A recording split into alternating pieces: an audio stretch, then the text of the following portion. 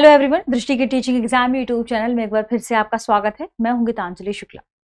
जैसा कि आप सभी जानते हैं, हम यहाँ DSSB यानी दिल्ली अधीनस्थ सेवा चयन बोर्ड, इसके ज्योग्राफी सेगमेंट पर चर्चा कर रहे हैं, भूगोल विषय पर चर्चा कर रहे हैं, जिसमें इसके सिलेबस में मेंशन वे इंपॉर्टेंट टॉपिक जो आपकी परीक्षा की तैयारी के लिहाज से इंपॉर्टेंट हो सकते हैं, उन टॉपिक्स पर हम यहाँ चर्चा करते हैं। तो बेसिकली ज्योग्राफी के टॉपिक के कंसेप्ट और उनसे रिलेटेड फैक्ट जो आपके लिए इंपॉर्टेंट होंगे, उन पर हम यहाँ डिस्कशन कर रहे हैं। इससे पहले हमने कई इंपॉर्टेंट टॉपिक्स पर चर्चा कर रखी है। सौरमंडल, ऋतुओं में परिवर्तन, आखिर कैसे किसी समय स्थान में समय के बारे में पता किया जाता है किसी स्थान पर, देशांतर रेखाएं, अक्षांशीय रेखाओं के बारे में हमने पढ़ा है, भूकंप के बारे में पढ़ा है। यदि आप ये वीडियोस देखना चाहते हैं तो दृष्टि टीचिंग एग्जाम यूट्यूब चैनल पर विजिट करिए, ठीक है। आपको वहां पर सारी वीडियोस अवेलेबल हो जाएंगी, ठीक। आगे बढ़ते हैं और डिस्कस करते हैं कि आज हम किस खास टॉपिक के बारे में पढ़ने वाले हैं। तो यह टॉपिक एक इंपॉर्टेंट टॉपिक है। क्यों?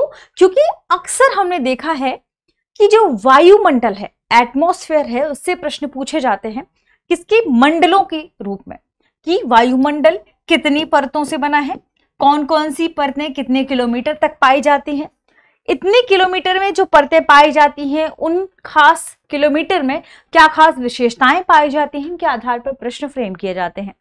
लेकिन इन सारी परतों को पढ़ने से पहले यह भी जरूरी है कि हम वायुमंडल को जान लें और वायुमंडल के संगठन को जानें, कंपोनेंट्स को जानें कि आखिर ये क्या होते हैं। तो आज की जो क्लास है वह बेसिकली किस पर आधारित है, ध्यान रखिएगा, वायुमंडल के संगठन पर आधारित है, कंपोनेंट्स ऑफ एटमॉस्फेयर पर आधारित है, ठीक है। तो हम किसके कंपोनेंट के बारे में पढ़ेंगे? वायुमंडल के कंपोनेंट, एटमॉस्फेयर के कंपोनेंट के बारे में पढ़ने वाले हैं।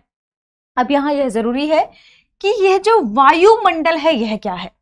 वायुमंडल के बारे में ध्यान रखें कि वायुमंडल हमारी पृथ्वी के चारों ओर, मान लीजिए यह हमारी पृथ्वी है, तो हमारी पृथ्वी के चारों ओर एक बहुस्तरीय, चूंकि पृथ्वी ध्रुवों पर चपटी और कुछ इस आकार में है, ठीक है। हमारी पृथ्वी के चारों ओर कई सौ से हजार किलोमीटर तक दूर, 1000 किलोमीटर तक दूर फैला क्या है? गैसों का आवरण है, ठीक है। ध्यान रखिएगा, वायुमंडल क्या है? पृथ्वी के 100 से लेकर कई हजार किलोमीटर तक पृथ्वी के चारों ओर फैले गैसों का आवरण है। गैसों का आवरण है, इसे ही क्या कहा जाता है? वायुमंडल। अब ये पूरी परतें मिलकर पृथ्वी के सतह से, ये पूरी परतें मिलकर एक मंडल का निर्माण करती हैं, जिसे वायुमंडल कहा जाता है। चूंकि वायु, हवा कई प्रकार की गैसों का मिश्रण है। हवा हम सभी जानते हैं कि कई प्रकार की गैसों का मिश्रण है, और इसी गैसों के मिश्रण को दरअसल वायुमंडल कह दिया जाता है, ठीक है। ध्यान रखिएगा, यानी जब भी आपसे पूछा जाए कि वायुमंडल क्या है, तो वायुमंडल में आपको क्या ध्यान रखना है कि वायुमंडल एक बहुस्तरीय गैसों का आवरण है।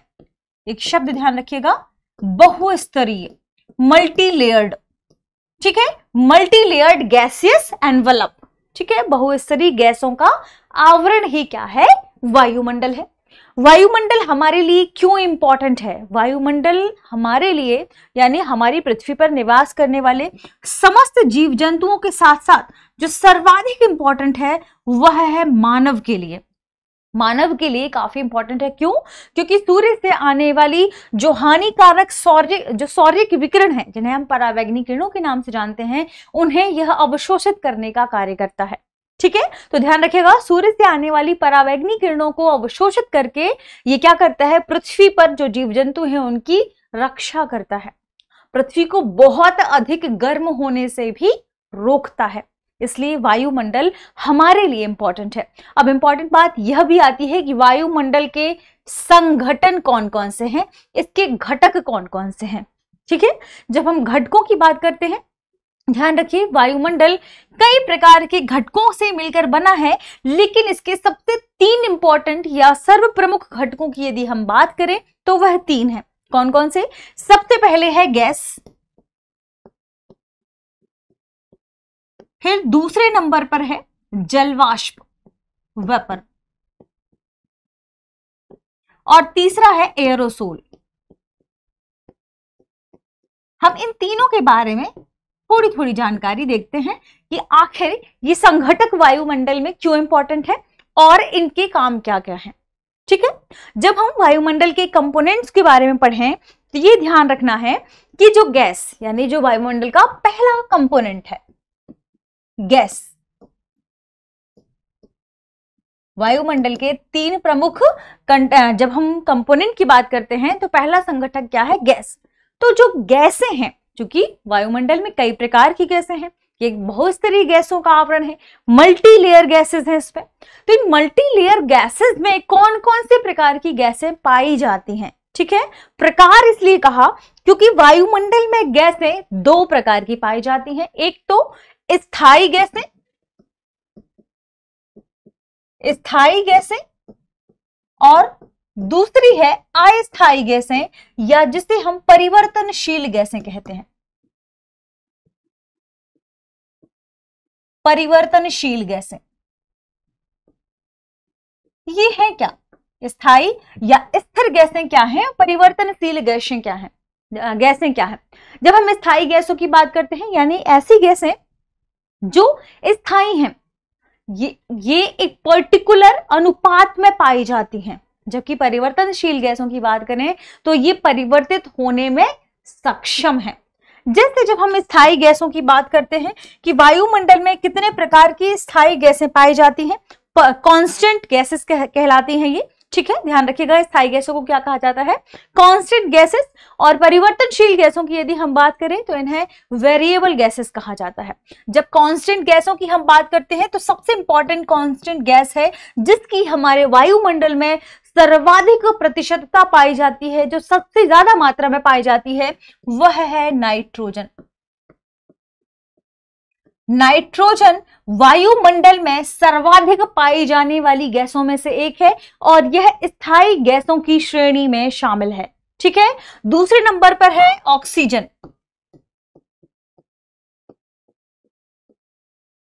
यह भी वायुमंडल में स्थायी गैसों की श्रेणी में शामिल की जाती है। ठीक है, और दूसरे नंबर पर सर्वाधिक मात्रा में यह वायुमंडल में पाई जाती है। और जो तीसरे नंबर पर स्थायी गैसों की हम बात करते हैं वह है आर्गन। ठीक है, यह भी स्थायी गैसों की श्रेणी में शामिल है। ठीक है, तो स्थायी गैसें यानी वे गैसें जो वायुमंडल में जिनका अनुपात क्या है, निश्चित है, जिनका प्रतिशत क्या है, निश्चित है, स्थिर है, स्थायी है, उन्हें हम स्थिर गैसें कहते हैं, जिसमें नाइट्रोजन का प्रतिशत लगभग 78.8% है।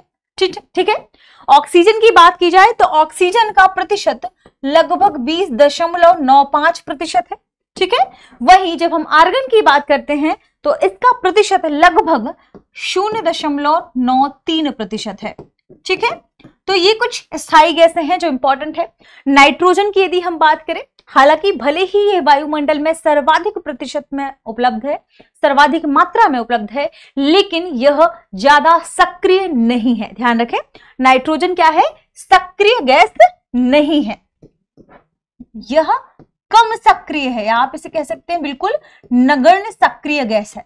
जबकि सबसे सर्वाधिक सक्रिय गैस हम कहें स्थायी गैसों में तो वह है ऑक्सीजन।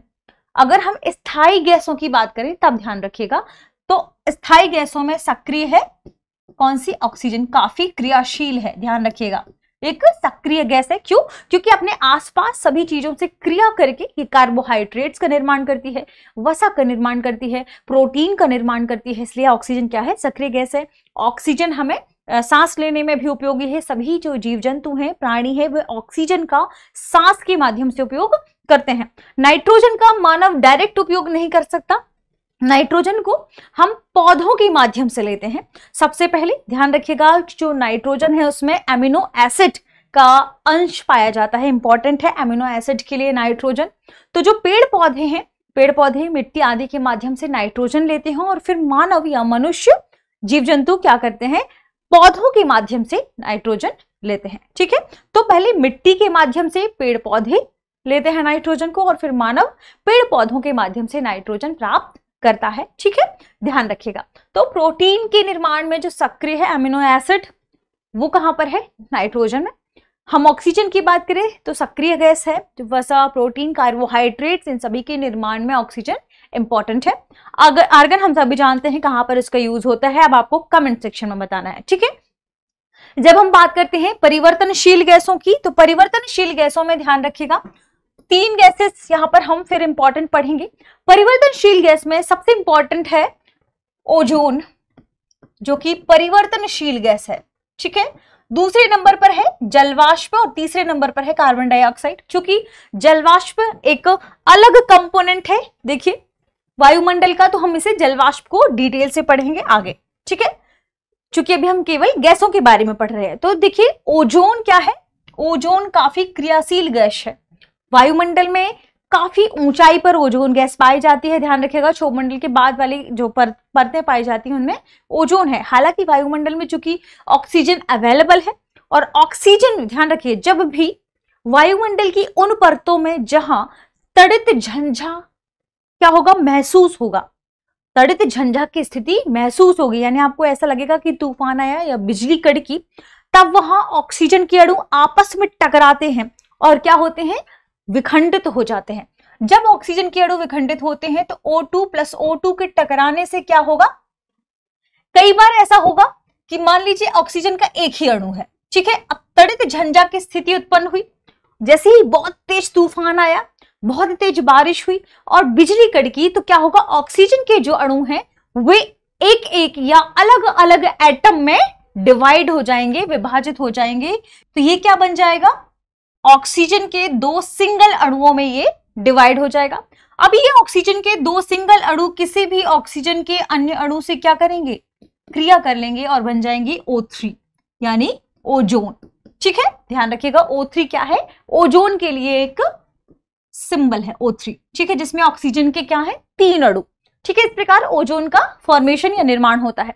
अब यही ओजोन गैसें जब ऊपर की परतों की ओर बढ़ती हैं तो वहां पर ऑक्सीजन के सिंगल अणुओं के साथ क्रिया कर लेती हैं और यह पुनः किसमें कन्वर्ट हो जाता है, मान लीजिए O3 है प्लस ये जो O का सिंगल अणु या कह सकते हैं ऑक्सीजन का एटम है, इसके साथ क्रिया कर लेंगे तो ये O2 + O2 यानी वापस ये ऑक्सीजन में परिवर्तित हो जाएगा, ठीक है। तो इस तरीके से ध्यान रखें, यहां पर क्या हुआ, यहां पर ओजोन का विनाश हो गया, O3 का क्या हो गया, विनाश हो गया, ये वापस से ऑक्सीजन में परिवर्तित हो गया, ठीक।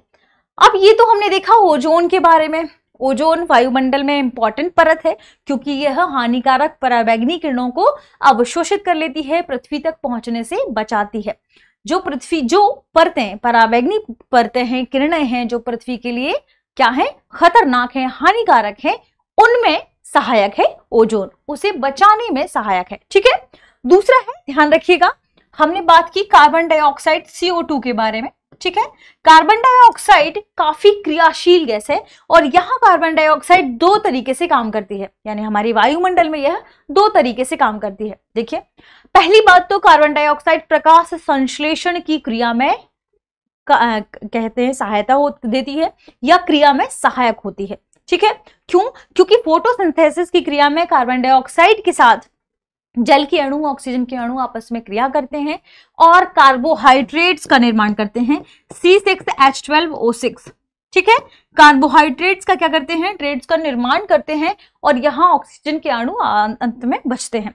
तो ध्यान रखिएगा कि यहाँ CO2 यानी कार्बन डाइऑक्साइड किसमें उपयोगी है, पहला यह उपयोगी है कार्बोहाइड्रेट्स के निर्माण में, किसकी मदद से, प्रकाश संश्लेषण की क्रिया की मदद से, ठीक है।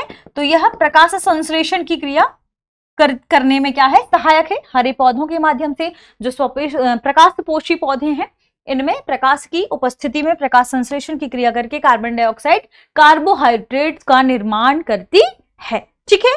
दूसरा, प्रकाश संश्लेषण के अलावा यह ग्रीन हाउस गैस में शामिल है और ग्रीन हाउस गैस में शामिल होने के साथ साथ यह ग्लोबल वार्मिंग में सहायक है। कैसे ग्लोबल वार्मिंग में सहायक है, जो कार्बन डाइऑक्साइड है वह पृथ्वी से जो पार्थिविक विकिरण बाहर की ओर निकलती हैं, एक तो मान लीजिए पृथ्वी है, किरणें ऊपर से आती हैं, दूसरा ये किरणें जिनका प्रवेश पृथ्वी में हो जाता है, अब ये पृथ्वी की वायुमंडल से ऊपर की ओर जब निकलने का कार्य करती हैं तो कार्बन डाइऑक्साइड इसे रोक देता है और इस माध्यम में यह ग्लोबल वार्मिंग को बढ़ाने में सहायक हो गई है। इसलिए कहा जाता है कि लगातार कार्बन डाइऑक्साइड के बढ़ने से ग्लोबल वार्मिंग क्या हो रहा है, बढ़ रहा है।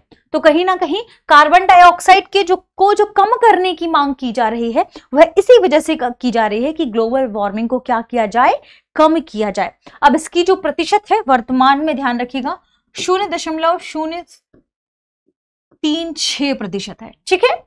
अब अंत में आता है जलवाष्प, जो कि इसी के भीतर शामिल होगा। हालांकि हाइड्रोजन, हीलियम, जो अन्य गैसें हैं, नियॉन, ये सभी परिवर्तनशील गैसों में शामिल हैं। ठीक है, ध्यान रखिएगा। अब यहां पर हम जलवाष्प की बात कर रहे हैं। चूंकि जलवाष्प इंपॉर्टेंट है, क्यों? क्योंकि यह वायुमंडल के दूसरे घटक के रूप में शामिल है। ठीक है, तो जलवाष्प की जब हम बात करेंगे तो जलवाष्प इसलिए इंपॉर्टेंट है क्योंकि जलवाष्प यानी क्या, यानी जल का, या आप कहें जल का गैसीय रूप, जल का गैसीय रूप। और जल के गैसीय रूप से तो हमने ट्रेन भी चला दी है ना। तो यहां जल अपने गैसीय रूप में क्यों इंपॉर्टेंट है? क्योंकि पृथ्वी की विभिन्न परतों में ऊंचाई बढ़ने के साथ साथ जल वाष्प में होने वाला बदलाव मौसम में सहायक होता है। ठीक है, चलिए इस बात को मान लीजिए हम हटा भी देते हैं। तो जल वाष्प यानी जल का गैसीय रूप, और जल वाष्प कई प्रकार से वायुमंडल में पाई जाती है।